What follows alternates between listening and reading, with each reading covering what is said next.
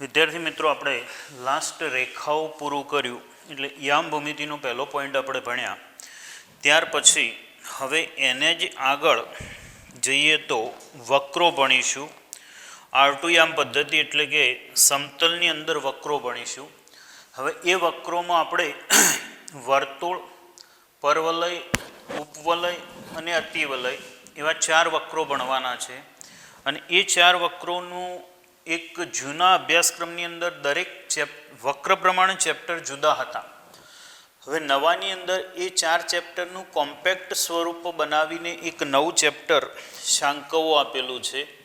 જોકે એની અંદર ઘણું બધું વધારાનું હતું. સ્પર્શકવાળો આખો સેક્શન દરેકમાં અલગ હતો અને એ અલગ હતો એટલે એની લંબાઈ જે ચેપ્ટર જેટલી થતી હતી એ બરાબર જ હતી. હવે આપણે આની અંદર ઓછું કરી દીધું છે એટલે માત્ર 4 વક્રોના બેઝિક પોઈન્ટ આપેલા છે. તો હવે એને આપણે સમજીએ એટલે 1 ટાઈપ ઓફ 4 ચેપ્ટર છે એટલે આપણે એના વક્રો પ્રમાણેના જ દાખલા ગણીશું. પહેલાં વર્તુળ, તો વર્તુળવાળો બધો જ ભાગ પહેલાં પૂરો કરી લઈશું. સ્વાધ્યાય 11માં જે પણ દાખલા વર્તુળના આવતા હશે એ આપણે પૂરા કરી લઈશું. એટલે પહેલો વર્તુળ પૂરું થાય, પછી બીજો સેક્શન પૂરો થાય, પરવલય, એ પ્રમાણે 4 ભાગમાં ભણીશું. હવે એને સમજવા માટે આપણે એક ઉદાહરણ જોઈએ. તો એક દ્વિશંકુ લઈએ. દ્વિશંકુ એટલે એનું વ્યવહારિક ઉદાહરણ જોઈએ તો શંકુનું એક વ્યવહારિક ઉદાહરણ જોઈએ તો ગાજર છે, ગાજરનો શેપ શંકુ આકારનો હોય છે.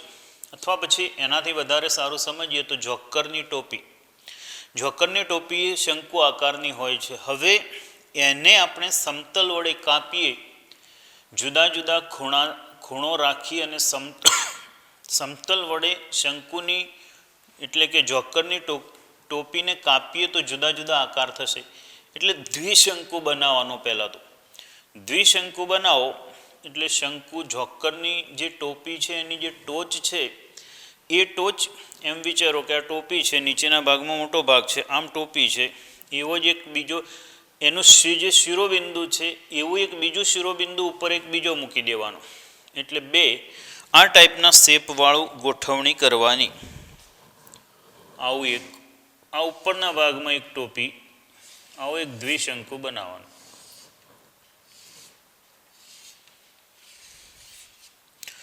હવે આને આપણે સમતલ વડે કાપીએ. હું અહીંયાથી આ રીતે કાપું, આ ટોપી છે, આને તમે બિલકુલ આમ કાપો તો કાપવાથી જો સમતલ છે ને આને આ અક્ષ હશે, જો સમતલે એની અક્ષને લંબ હશે ને તો સમતલ અને જે શંકુ છે કપાશે ત્યારે એક વર્તુળ બનશે. તમે કાપી જોજો. આમ શંકુ છે, આ શંકુને એક્ઝેક્ટ લંબ કાપશો એટલે વર્તુળ મળશે. હવે ત્રાંસુ કાપો. તમે ગાજરને કાપો ને એવું વિચારો ને તો આવી જશે. ગાજરને તમે એક્ઝેક્ટ એને લંબ કાપો ને તો ઉપરનો ભાગ વર્તુળ દેખાશે. થોડુંક ત્રાંસુ કરી અને સરી વડે કાપજો તો એક લંબગોળ ટાઈપનો ભાગ મળશે, એ ઉપવલય કહેવાશે. એનાથી થોડું ઉપર જઈને કાપશો, ખાલી આટલા જ ભાગમાં કાપવાનું, તો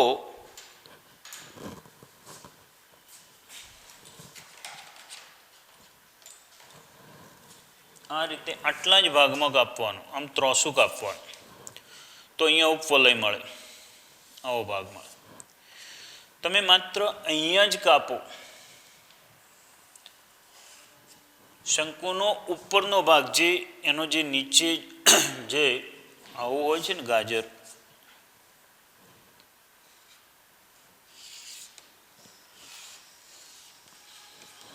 તો તમે અહીંથી કાપો તો આવો એક શેપ મળશે, એ પરવલય થશે. અને આવા 2 શંકુ હોય, એક ભાગ નીચે કાપો અને એક ભાગ અહીંયા ઉપર કાપો તો આવા 2 ટુકડા મળે. એક આવો મળશે, એક બીજો આવો જ મળશે. તો એને અતિવલય કહેવાય.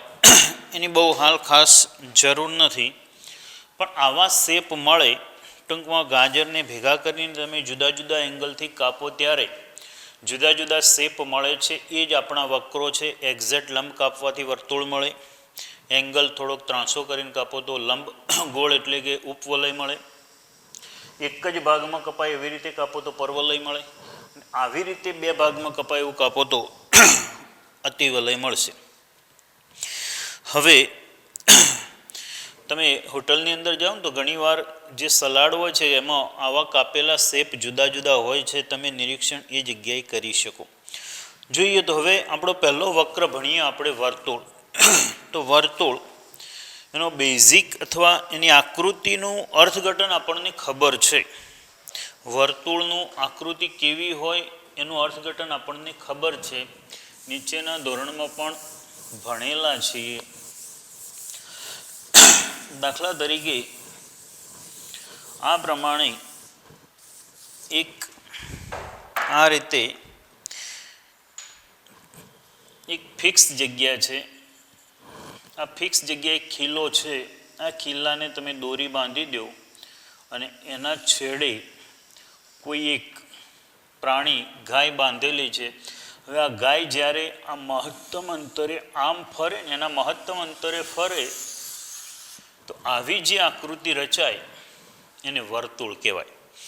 તો એનું અર્થઘટન શું થાય? તો કોઈ નિશ્ચિત બિંદુથી આટલા જ અંતરે આવેલા આ બધા બિંદુઓનો ગણ એટલે વર્તુળ. સમતલમાં કોઈ નિશ્ચિત બિંદુથી અચળ અંતરે આવેલા તમામ બિંદુઓનો ગણ એટલે વર્તુળ. તો આપણે લખીશું વર્તુળની વ્યાખ્યા. વ્યાખ્યા લખો. સમતલના ચોક્કસ બિંદુથી, આને નામ આપ્યું ચોક્કસ બિંદુ. સમતલના ચોક્કસ બિંદુથી સમાન અંતરે, આ અંતર જેટલું પણ હોય, સમાન અંતરે આવેલા સમતલના ચોક્કસ બિંદુથી સમાન અંતરે આવેલા તમામ બિંદુઓના ગણને વર્તુળ કહે છે. નિશ્ચિત બિંદુને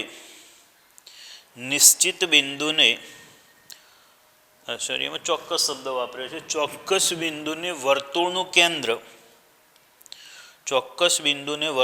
કેન્દ્ર અને કેન્દ્રથી વર્તુળ પર આવેલા કોઈ પણ બિંદુના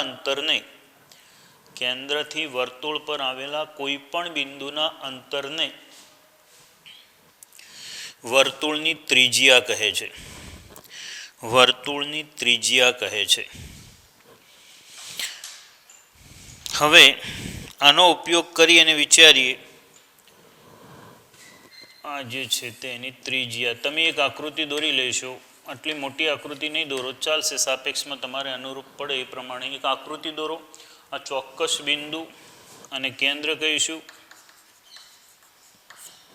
ત્રિજ્યા એટલે ચોક્કસ બિંદુથી વર્તુળ પરના કોઈ પણ બિંદુનું અંતર.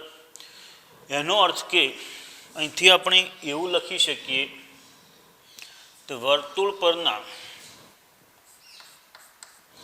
ત્રિજ્યાની વ્યાખ્યા પ્રમાણે આવી ગઈ. વર્તુળ પરના કોઈ પણ બિંદુનું કેન્દ્રથી અંતર એટલે ત્રિજ્યા.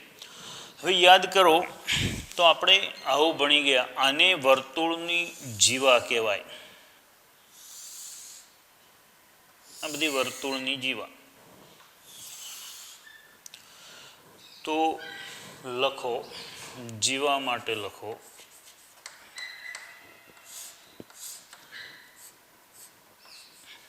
જે રેખાખંડના અંત્યબિંદુઓ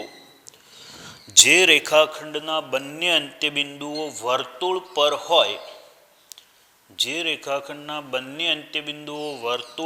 હોય, તેને વર્તુળની જીવા કહે છે.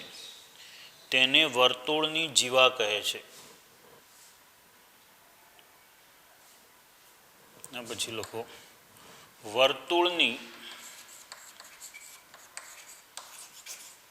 જે જીવા તેના કેન્દ્રમાંથી પસાર થાય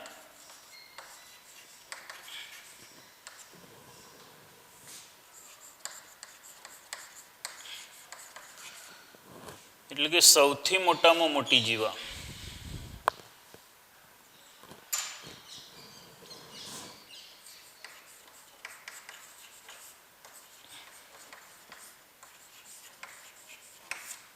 વર્તુળ તેના કેન્દ્રમાંથી પસાર થાય એટલે કે સૌથી મોટી જીવા ને વર્તુળનું શું કહેવાશે? ને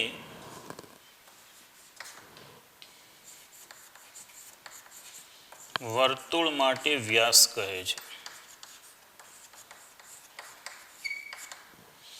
માટે વ્યાસ ઇક્વલ ટુ 2 ટાઈમ્સ ત્રિજ્યા.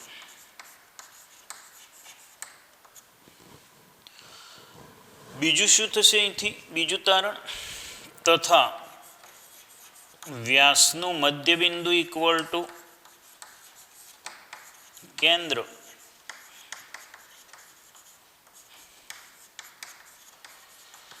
બીજું શું થશે આના ઉપરથી તારણ? તથા બીજું તારણ શું થશે? તો કોઈ પણ બે વ્યાસનું છેદ બિંદુ એટલે કેન્દ્ર. કોઈ પણ બે વ્યાસનું છેદ બિંદુ એટલે કેન્દ્ર.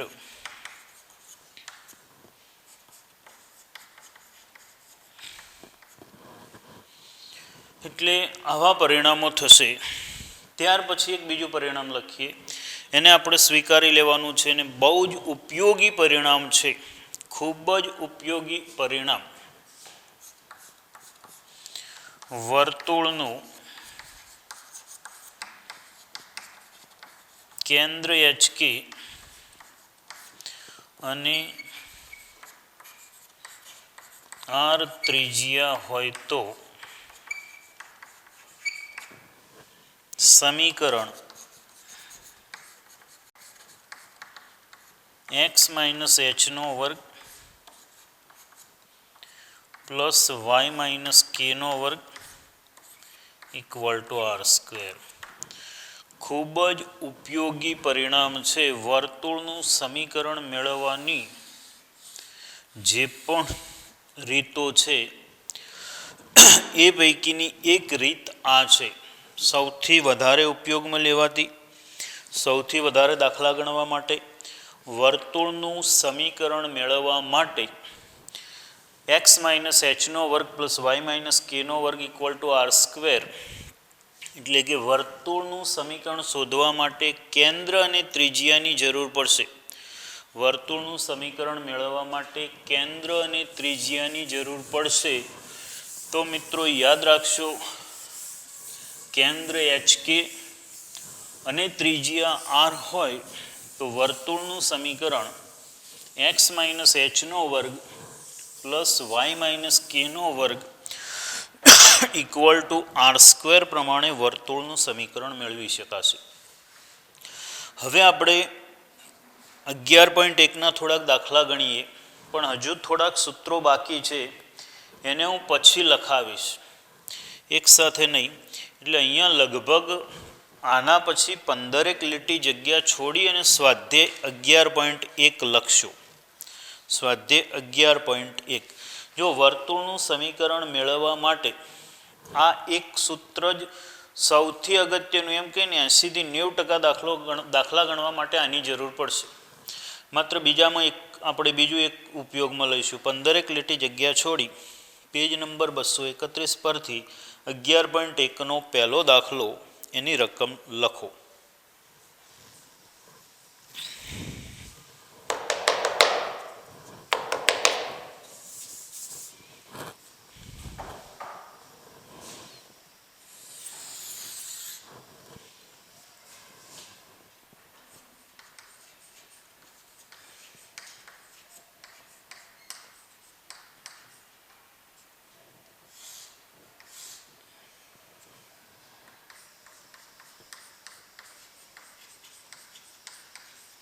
વર્તુળનું કેન્દ્ર અને ત્રિજ્યા ડાયરેક્ટ આપેલા છે, સમીકરણ મેળવવાનું છે. તો જોઈએ,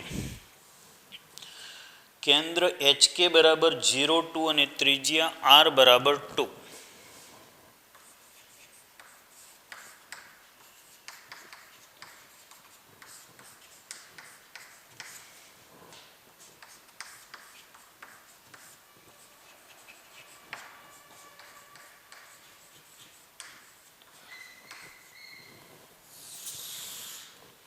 માટે માગેલ વર્તુળનું સમીકરણ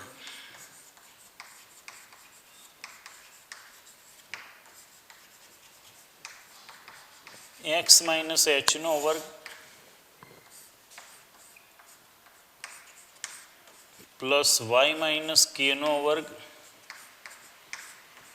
ઇક્વલ ટુ આર સ્ક્વેર મુજબ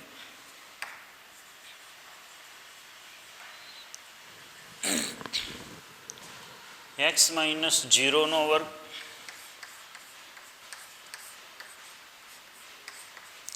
y માઇનસ 2 નો વર્ગ ઇક્વલ ટુ સ્ક્વેર ઓફ 2. હવે આનું વિસ્તરણ x square plus y square minus 4y plus 4 equal to 4. 4 cancel થશે, જવાબ થશે 0.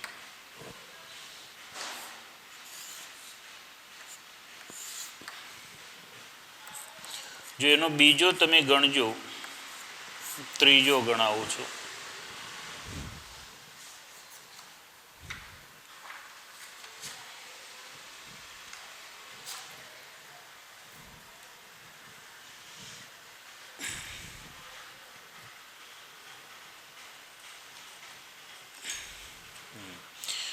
જોઈએ કેન્દ્ર 1/2 1/4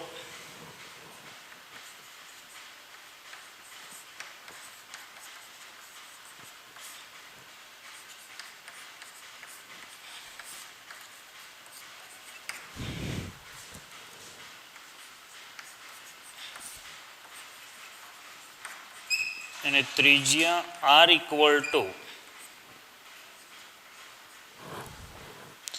1/12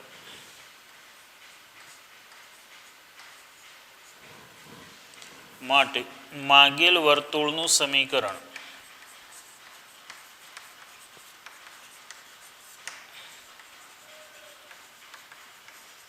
x માઇનસ h નો વર્ગ પ્લસ y માઇનસ k નો વર્ગ ઇક્વલ ટુ આર સ્ક્વેર મુજબ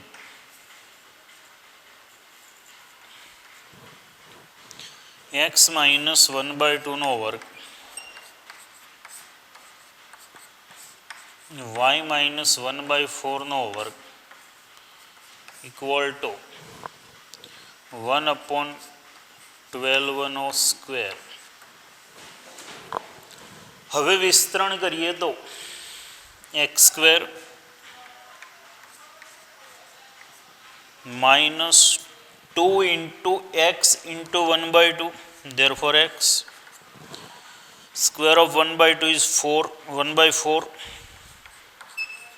y square 2 into y into 1/4 y by 2 square of 1/4 1/16 12 નો વર્ગ 144. જોઈએ હવે 144 વડે ગુણી લઈએ, બાકી તો જવાબ પ્રમાણે વિસ્તરણ સાદુરૂપ પ્રમાણે તો જવાબ પૂરો થઈ ગયો ને. એટલે અહીંયાથી આપણે 144 વડે ગુણી લઈએ, અથવા તો પછી એવું કરીએ, પહેલાં અચળ ભેગા કરી લઈએ, પછી જે અચળમાં x square plus y square minus x minus y by 2 આટલાનું સાદુરૂપ હું આપી દઉં છું. 1/4 પ્લસ 1/16 માઇનસ 1/144. 144ને ડાબી બાજુ લાવી આનું વિસ્તરણ કરી આનું સાદુરૂપ આપી 144 લસા. 144 લસા એટલે અહીંયા ગુણાશે 36, 9 અને 1. 36 ને એટલે 44 ભાગાકારમાં 144, 22 ભાગાકારમાં 72, 21 ભાગાકારમાં 36, 21 ભાગાકારમાં 36. આનું આ જ સાદુરૂપ તમે અહીંયા આપો ને તોય ચાલે, પણ અહીંયા આપશો તો આ પદ દરેક વખતે લખવા પડે ને, આ 4 વખત. એના કરતાં બેટર છે કે આમ જ રાખીએ. તો હવે 36 વડે ગુણી લઈએ, આખા સમીકરણને 36 વડે ગુણી લઈએ. અહીંયા 22 એટલે અહીંયા 11 થશે. તો જોઈએ 36 વડે ગુણીએ, 36x² + 36y²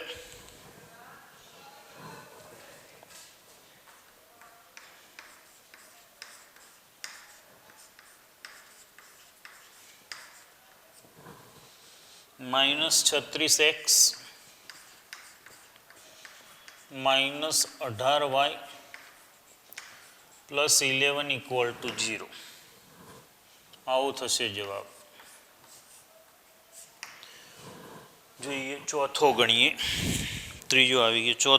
ચોથો આવડે એવો જ છે. કેન્દ્ર 1 1 ને r = √2 એટલે બંને x² + y² - x - y -2x - 2y એવો જવાબ આવશે. પાંચમો ગણું છું. કેન્દ્ર HK = -a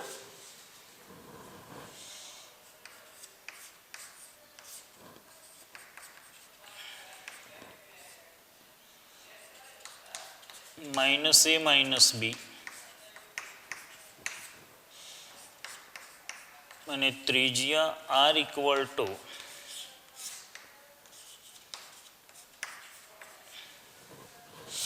જોઈએ તો માટે માંગેલ વર્તુળનું સમીકરણ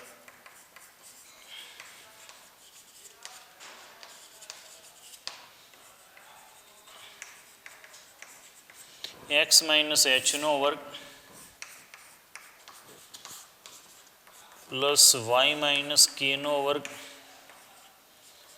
k² = r² મુજબ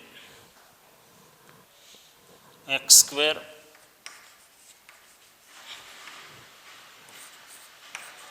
-2hx x minus h એટલે minus minus plus a, y minus minus plus b નો વર્ગ ઇક્વલ ટુ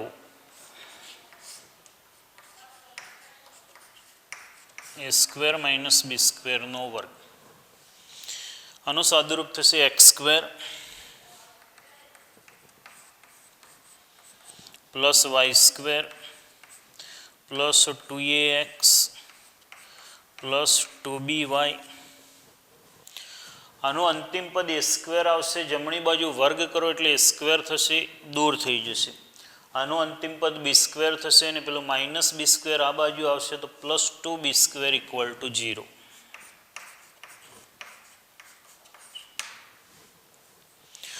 તો મિત્રો અહીંયા આપણે 1 થી 5 દાખલા ગણ્યા. કેન્દ્ર અને ત્રિજ્યા ડાયરેક્ટ આપેલા જ હોય તો વર્તુળનું સમીકરણ શું મળી શકે તે. હવે આગળ આપણે 6 થી લગભગ 10, 6 થી 9 સુધીના દાખલા ગણવા છે.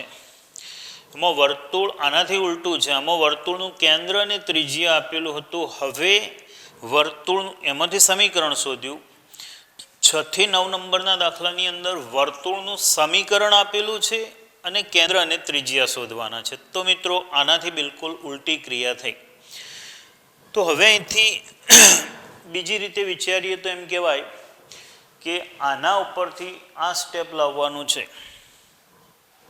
આના ઉપરથી આ પદ લાવવાનું થાય, આના ઉપરથી આ પદ લાવવાનું થાય અને એ લાવીને HK શોધવાથી મળી જાય. પણ અહીંયા આપણે એક બીજું તારણ કાઢવું છે કે આ 3 જવાબ મેં લખ્યા, ત્રણેય જવાબની અંદર સમાનતા શું છે? તો આપણે 4 ગણ્યા. 1 3 છે.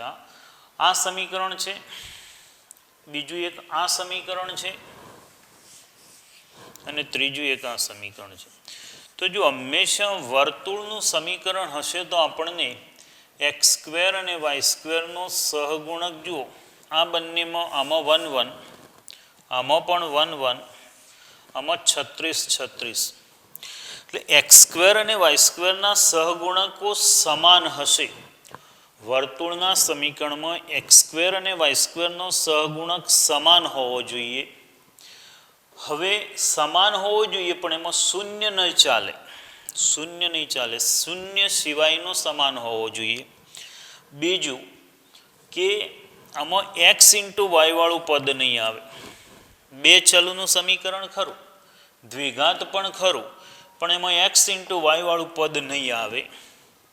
અને ત્રીજી એક બીજી શરત છે, એને આપણે સ્વીકારી અને કામ કરીશું. એટલે આના નીચે લખો, આ ટોપિક લખ્યો છે ને એના નીચે જીવા સિવાયનો એક નવો પોઈન્ટ બનાવીને લખો, તો એમાં આવું નોંધીશું આપણે. એટલે આગળ જગ્યા છોડી હતી ને એમાં નોંધો.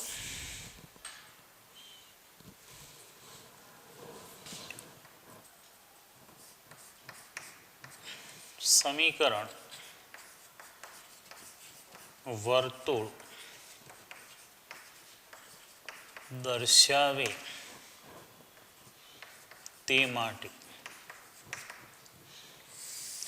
કેવું સમીકરણ હોય તો વર્તુળ દર્શાવે? તો એક તો આવું, તે દ્વિચલ દ્વિઘાત સમીકરણ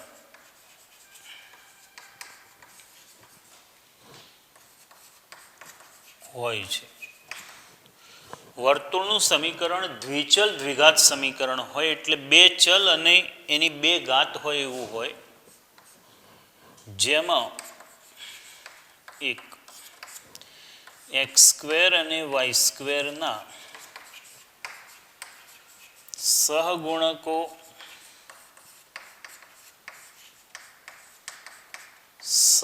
શૂન્યતર સમાન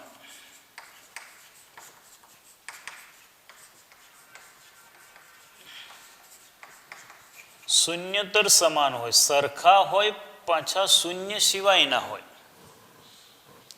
બીજું એક્સ ઇન્ટુ વાયનો સહગુણક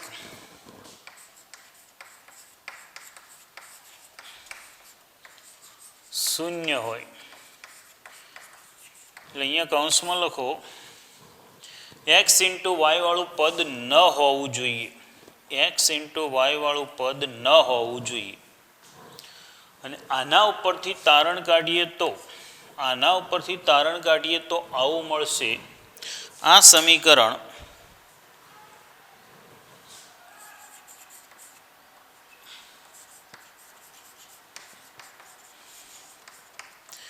x square plus y square plus 2gx plus 2fy plus c equal to 0 મળે.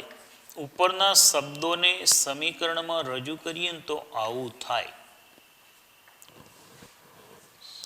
અને આ સમીકરણ વર્તુળ દર્શાવવા માટેની શરત આવી થશે, જે વર્તુળ દર્શાવે તો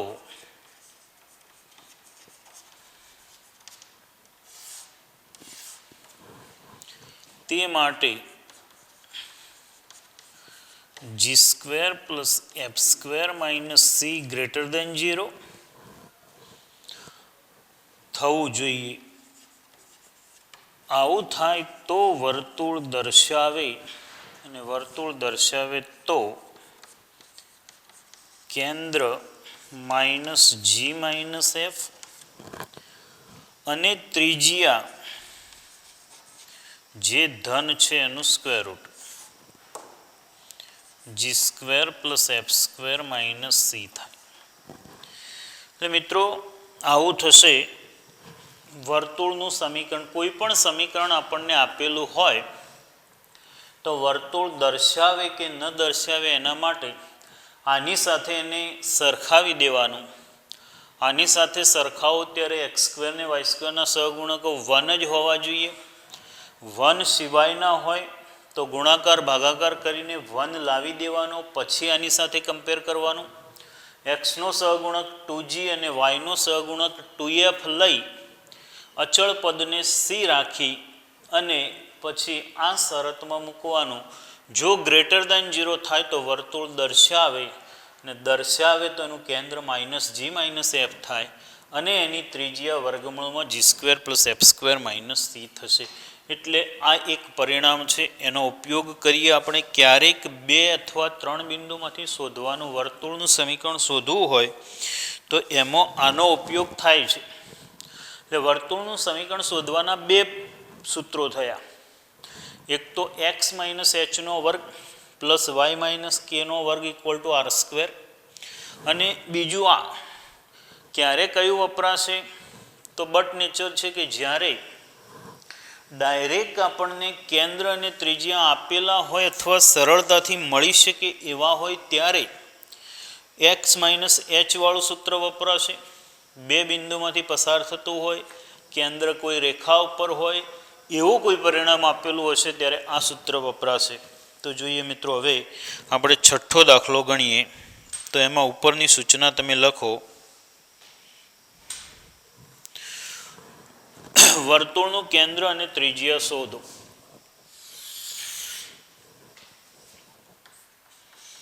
પર્ટિક્યુલર છઠ્ઠા માટે આપણે આ પરિણામનો ઉપયોગ ન કરીએ અને આ રીતે ગણીએ તો ચાલે. x + 5²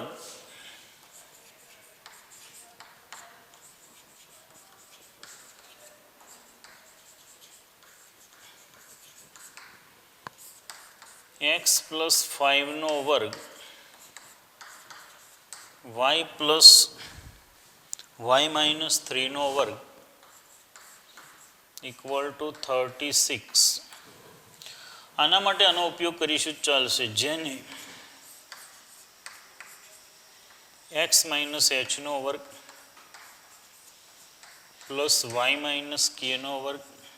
k² = r² સાથે સરખાવતા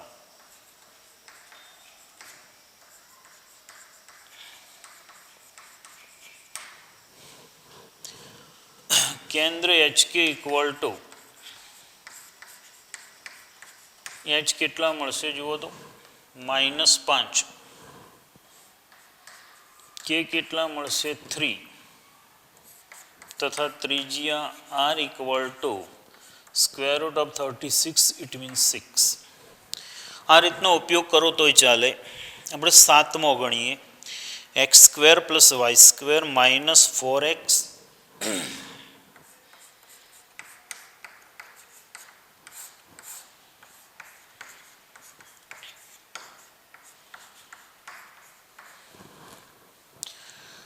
-8y - 45 = 0. હવે જો આની અંદર આપણે ડાયરેક્ટ પૂર્ણ વર્ગ પદાવલી ગોઠવી લઈએ ને તોય ચાલશે. પૂર્ણ વર્ગ પદાવલી ગોઠવીને આવું સ્વરૂપ લઈ અને ગણું એટલે ડાયરેક્ટ સરખાવી શકાય એક પ્રકાર. આ ન આપેલું હોય તો એને આ સ્વરૂપમાં ગોઠવીને પછી સરખાવી શકાય બીજો પ્રકાર. અને એક આની સાથે સરખાવીને આપણે દાખલો ગણીશું. એટલે માટે x² - 4x કેટલા મૂકીએ તો પૂર્ણ વર્ગ પદાવલી થાય 16. y² - 8y પ્લસ કેટલા મૂકીએ તો પૂર્ણ વર્ગ પદાવલી થશે 16 બેનો સોરી અહીંયા 4 જોઈશે 4 અહીંયા 4² 16 4 અને 16 20 લખો ને પછી લખશો 45 ડાબી બાજુથી જમણી બાજુ લઈ ગયા. આ 4 કેવી રીતે લખ્યા તો જો અહીંયા x² હોય ને x² નો સહગુણક 1 હોય તો અંતિમ પદ કેટલું લખવાથી પૂર્ણ વર્ગ પદાવલી થાય તો x² હોય તો આને 2 વડે ભાગી એટલે 4 ને 2 વડે ભાગો 2 એનો વર્ગ કરીને મૂકી દો એટલે પૂર્ણ વર્ગ પદાવલી આવી જાય. એક રીત છે. y² છે આને 2 વડે ભાગો 4 અથવા -4 એનો વર્ગ લખો એટલે પૂર્ણ વર્ગ પદાવલી થઈ જાય. y x આ થશે x - 2²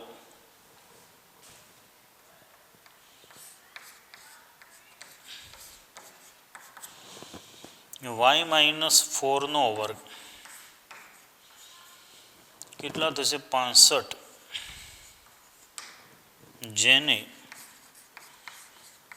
એક્સ માઇનસ એચનો વર્ગ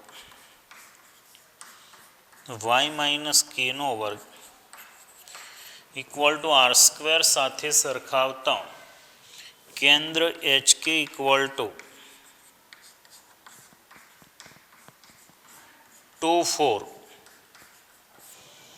ત્રિજ્યા આર ઇક્વલ ટુ વર્ગમૂળમાં 65.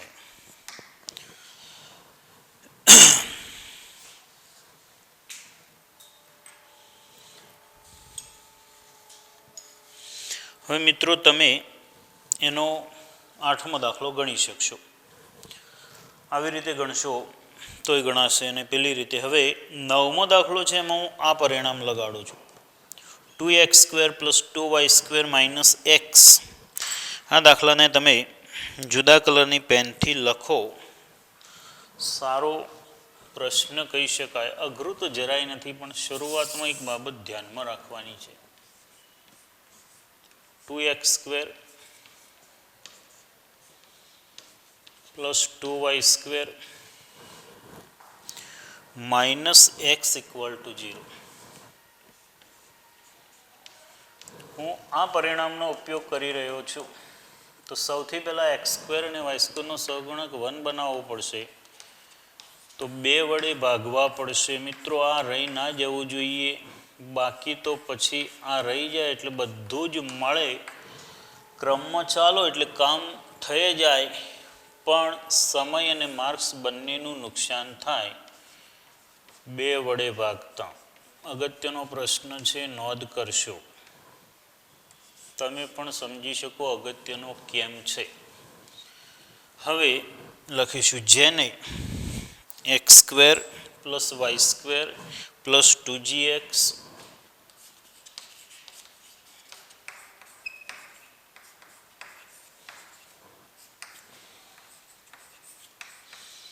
+ 2fy + c = 0 સાથે સરખાવતા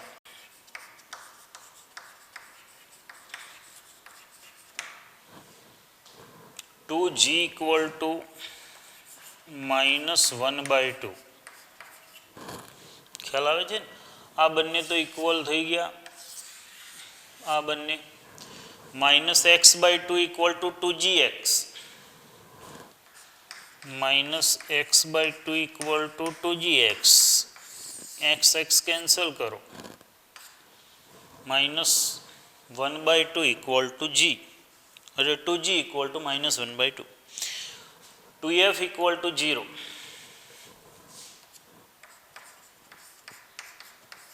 અને c = 0. g = -1/4. f 0, c પણ 0.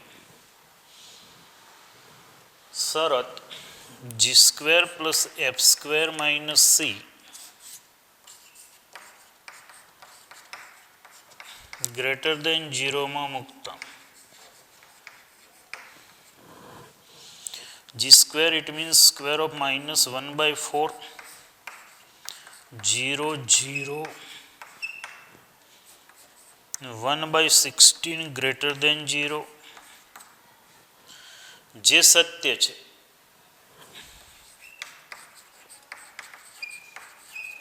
માટે આપેલ સમીકરણ વર્તુળ દર્શાવે છે.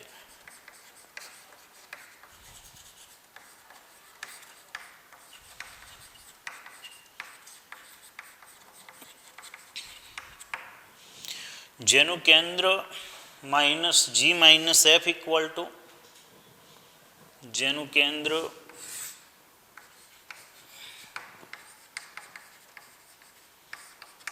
-g - f = 1/4, 0. અને ત્રિજ્યા √ g² + f² - c. આનું સાદુરૂપ નહીં આપવાનું, 1/16 છે જ આપણી પાસે. 1/4 એટલે કોઈ પણ સમીકરણ હોય તો આ રીતે ગણી શકાય. એટલે આ એક પ્રોપર રીત છે, પણ ઇઝી વે હોય તો તમે આનો ઉપયોગ કરી શકો આવી રીતે ડાયરેક્ટ. બાકી તો આ રીતે પણ ગણી શકાય. જોઈએ 10મો દાખલો. જેનું કેન્દ્ર આ રેખા પર હોય અને જે આ બે બિંદુઓમાંથી પસાર થાય તેવા વર્તુળનું સમીકરણ મેળવો. તો મિત્રો આ એક યાદ જ રાખીશું કે બે બિંદુઓમાંથી પસાર થતું હોય, બે અથવા બેથી વધારે 3 બિંદુઓમાંથી પસાર થતું હોય ત્યારે વર્તુળનું સમીકરણ હમણાં જ જે આપણે એક વ્યાપક સ્વરૂપ લખ્યું GF અને C વાળું એનો ઉપયોગ કરીશું, જેથી દાખલો સહેલો થઈ જાય. તો જોઈએ અહીં ધારી લઈએ, ધારો કે માગેલ વર્તુળનું સમીકરણ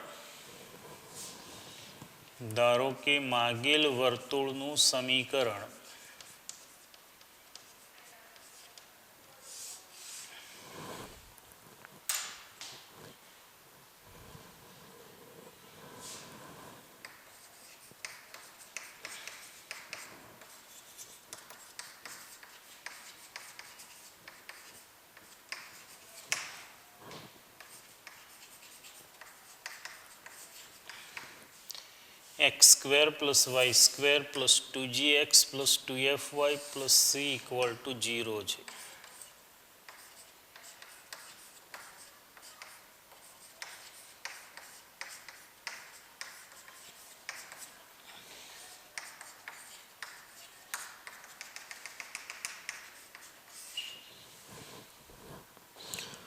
જે 2 6 જે 4 1 માંથી પસાર થાય છે.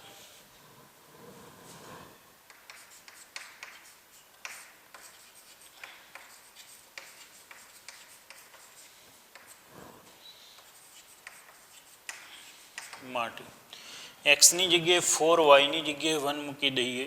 Therefore square of 4 is 16, square of 1 is 1, 8g + 2f + c = 0. એટલે આવું થશે 8g + 2f + 17 = -c.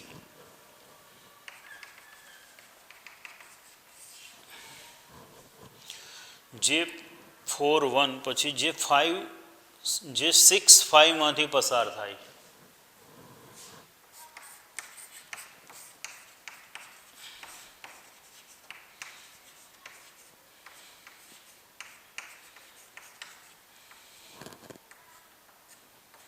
માટે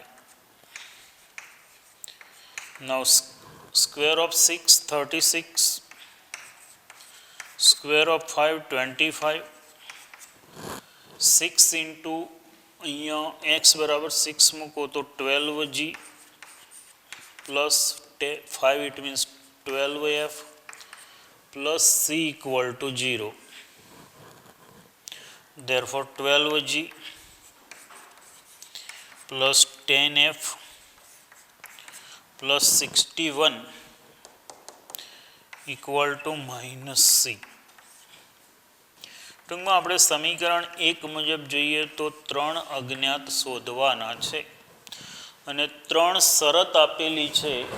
આ બિંદુમાંથી પસાર થાય એક શરત, આ બિંદુમાંથી પસાર થાય બીજી શરત અને કેન્દ્ર ત્રીજી શરત. 3 શરતની મદદથી GF અને C શોધીને આમાં મૂકી દઈએ એટલે દાખલો પૂરો થઈ જાય. લખીશું જેનું કેન્દ્ર આ વર્તુળનું કેન્દ્ર -g - f એ કઈ રેખા પર છે? 4x + y = 16 પર છે.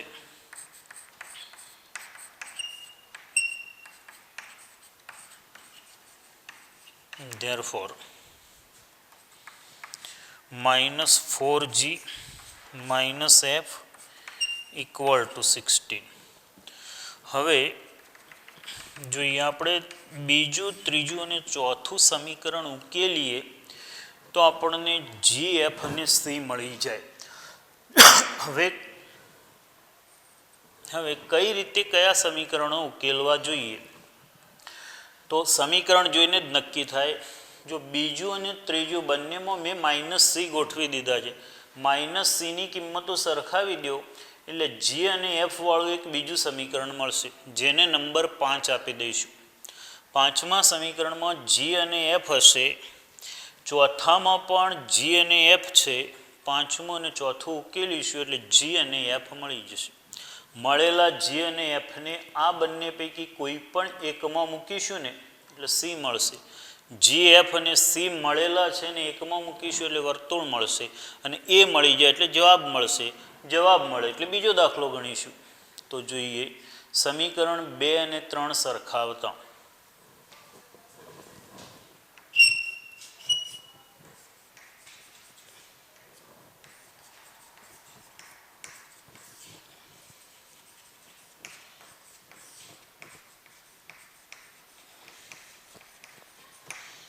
સમીકરણ 2 અને 3 સરખાવતા 8g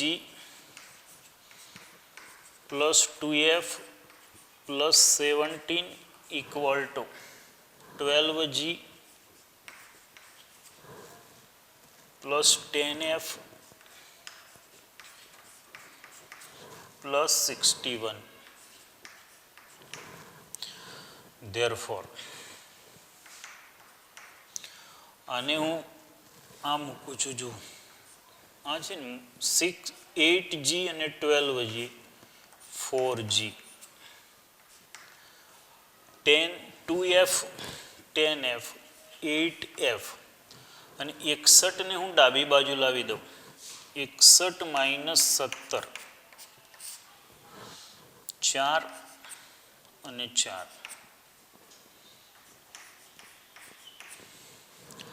આપણને એવું લાગે કે કેવું ઓકવર્ડ સ્વરૂપ મેળવ્યું, જરાય ઓકવર્ડ સ્વરૂપ નથી. આ બંનેનો સરવાળો કરીએ ને એટલે +4g અને -4g દૂર થાય એટલે f મળી જાય.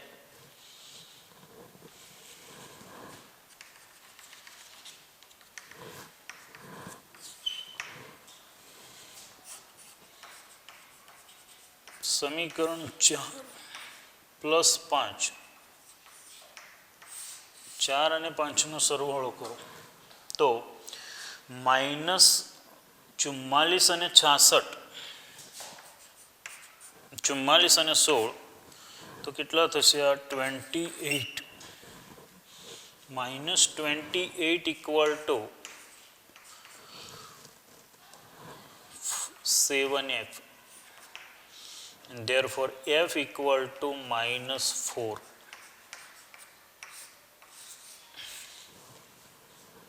જેને સમીકરણ 4માં મૂકતા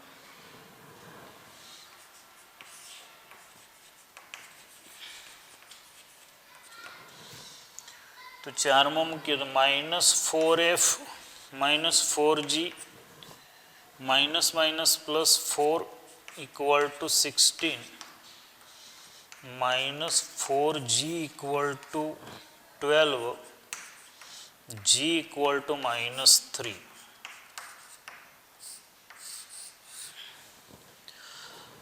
g અને f ની કિંમતો 2માં મૂકી દઈએ.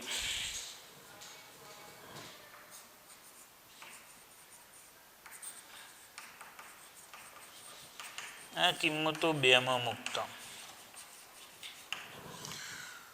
8 × -3 2 × -4 +17 now equal to -c -24 -12 +17 equal to -c.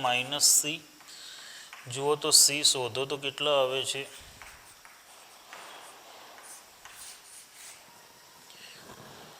જેને g f અને c ની કિંમતો સમીકરણ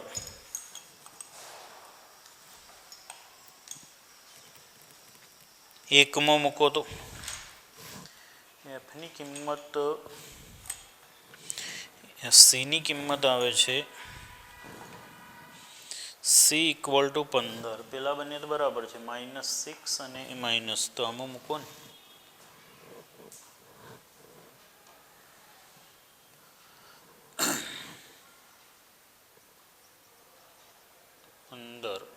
અહીંયા 8 થશે, 4 દુ 8 એટલે 4નો ફેર પડ્યો એટલે 15 થઈ ગયું. ચલો મૂકી દો. તો જી એફ અને સીની કિંમતો સમીકરણ 1માં મૂકતા, જી એફ અને સીની કિંમતો સમીકરણ 1માં મૂકતા માગેલ વર્તુળનું સમીકરણ x square plus y square minus 6x minus 8y plus 15 equal to 0, minus 6x minus 8y plus 15 equal to 0 એવું થશે.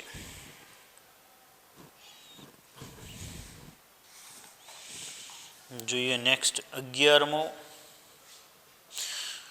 તો 11મો બિલકુલ આના જેવો જ થયો, જેનું કેન્દ્ર આ રેખા પર હોય અને જે આ બે બિંદુમાંથી પસાર થાય એટલે 10માં જેવો જ છે એ તમે ગણી શકશો.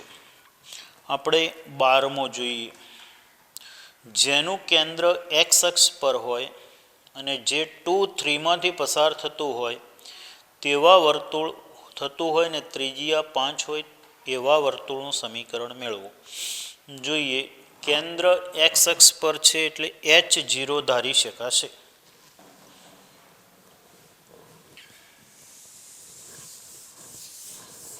જો અહીં કેન્દ્ર HK ઇક્વલ ટુ, અહીં કેન્દ્ર એક્સ અક્ષ પર હોવાથી, અહીં કેન્દ્ર એક્સ અક્ષ પર હોવાથી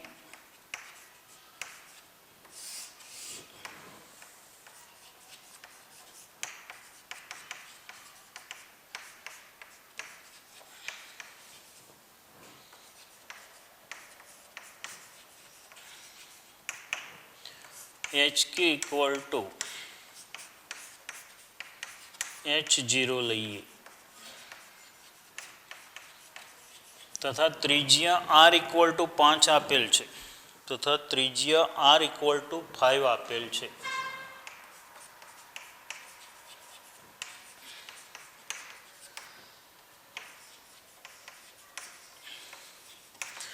માટે વર્તુળનું સમીકરણ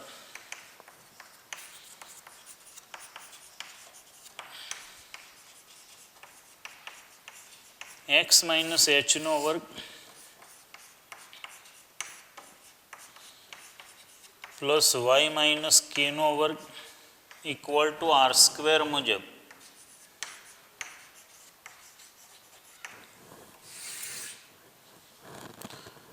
x માઇનસ h નો વર્ગ પ્લસ વાય માઇનસ 0 એટલે y square and now square of 5 is 25 લખીશું. જે 2, 3માંથી પસાર થાય છે.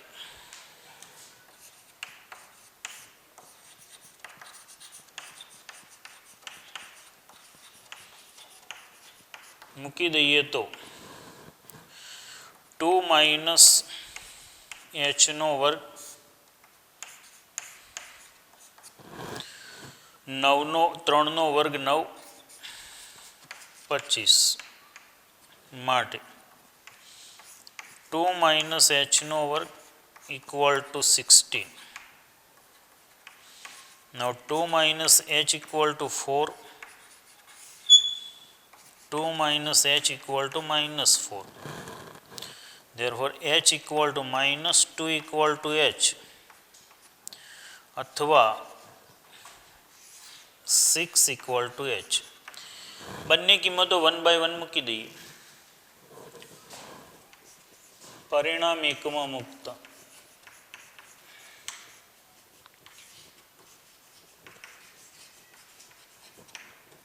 h equal to minus 2 માટે x plus 2 નો વર્ગ plus y square equal to 25. Therefore x square plus y square plus 4y minus સાદુરૂપ આપો તો કેટલા આવે છે તમને આવડશે. અને h equal to 6 માટે x minus 6 નો વર્ગ પ્લસ વાય સ્ક્વેર સોરી અહીંયા આવશે વાય એક્સ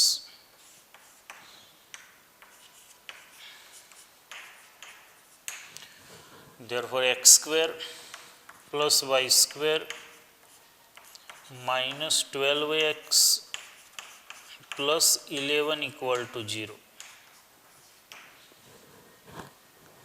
તો આગળના દાખલા આપણે પછી ગણીશું, પણ તમે ઉદાહરણ આને લગતા ઉદાહરણ 4 સુધીમાંથી જુઓ તો 4 ગણી શકાય એવા છે. રીત આવી ગઈ એટલે ગણી લેજો. 4 ઉદાહરણ ગણી લેજો. આજે આપણે આટલે સુધી રાખીએ છીએ.